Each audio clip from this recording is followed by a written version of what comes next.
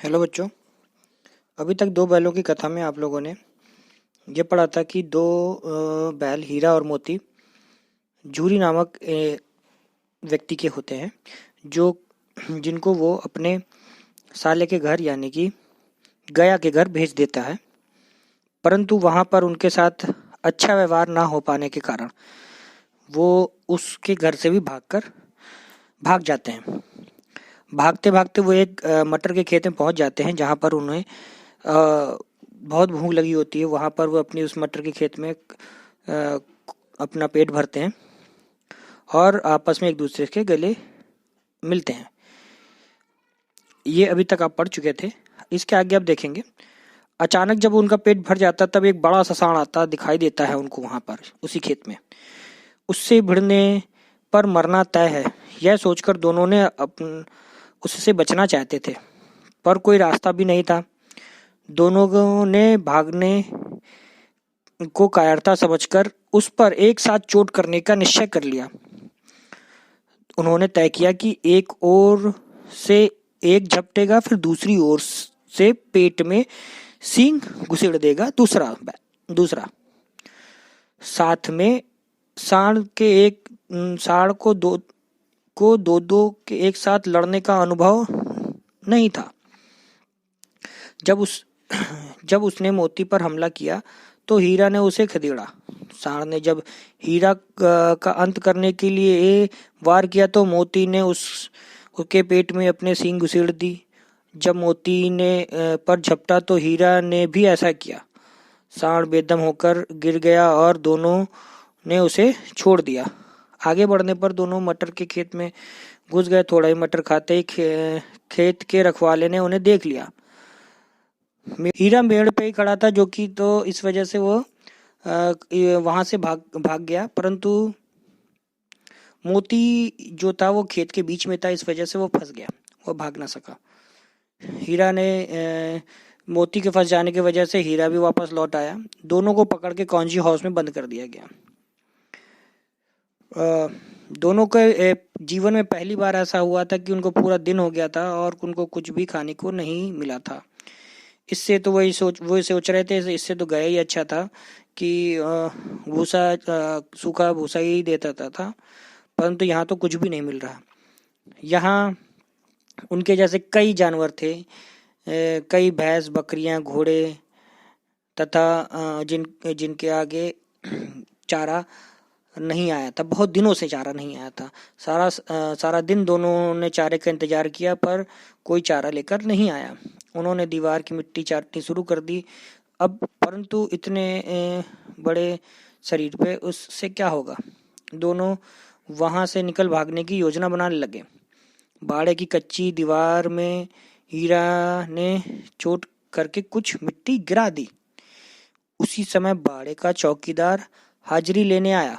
उसने हीरा को ऐसे करते देख लिया, जिससे उसे बहुत डंडे मारे और एक मोटी रस्सी से बांध दिया। इतना होने पर भी दोनों ने दीवार गिराना जारी रखा। 2 घंटे बाद आधी दीवार गिर गई। यह देख पहले तीनों घोड़ियां, फिर बकरियां, वहां से भैंसें कांजी हाउस से वहां से भाग गईं। पर कुछ गधे भी वहां थे जो कि अड़े रहे, जो कि नहीं जा रहे थे। वे डर के मारे भागना नहीं चाहते थे, इसलिए आधी रात तक गधे भी वहीं खड़े रहे और मोती हीरा की रस्सी तोड़ने में लगा रहा। सफल ना होते देख मोती ने सींग मारकर गधों को वहां से भगा दिया और हीरा के पास सो गया। अगले दिन दोनों को खूब मार पड़ी और उन्हें मोटी रस्सियों से दोनों को बांध दिया गया। 1 सप्ताह तक दोनों को बिना चारे के ही वहां पड़े रहे। वे बहुत कमजोर हो चुके थे। एक दिन बाड़े के सामने से डुग्गी बजने लगी और 50-60 आदमी वहां एकत्र हो गए। दोनों को निकाला गया, पर ऐसे मृतक बैलों का कोई खरीदार ना था। अचानक एक दड़ियल, जिसकी आंखें लाल और तथा मुद्रा कठोर थी, वह आया और उनके कूल्हे में उंगली गोदकर कहने लगा। यह